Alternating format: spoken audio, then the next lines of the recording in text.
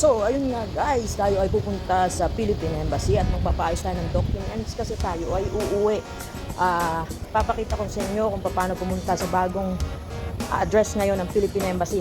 I'll see you guys. Nag-MRT nga lang ako dito at galing ako sa Kanbangan MRT. So, dire-diretso lang tayo. Magte-take tayo papuntang City Hall. Nag-transfer ako from Kanbangan MRT to City Hall at bababa tayo sa Somerset.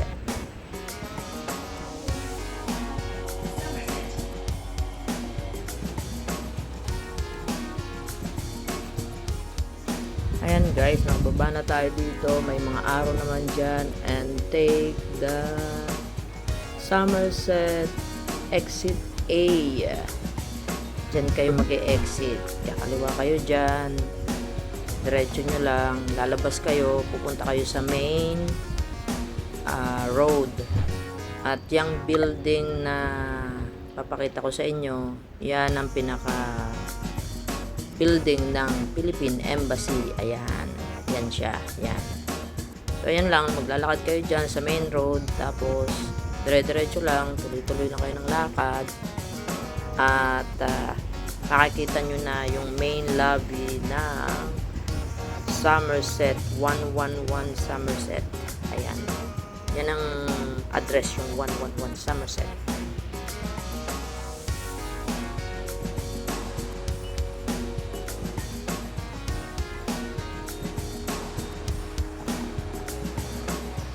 So yun guys, nandito na tayo sa building ng Philippine Embassy 111 Somerset at ito ang pinakang main entrance sa harapan ng Somerset.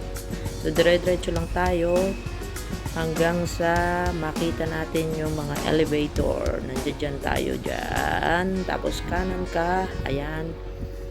Pasok ka dyan, one of the elevator, press mo number 16 at dadalhin ka na sa Philippine Embassy. Meron namang mga araw pag akyat mo sa taas, kaya hindi ka maliligaw.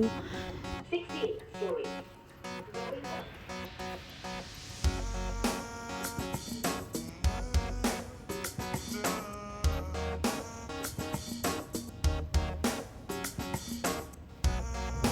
Guys, natapos na ang ating appointment at it took only 10 minutes. Napakabilis ngayon ng flow ng Philippine Embassy.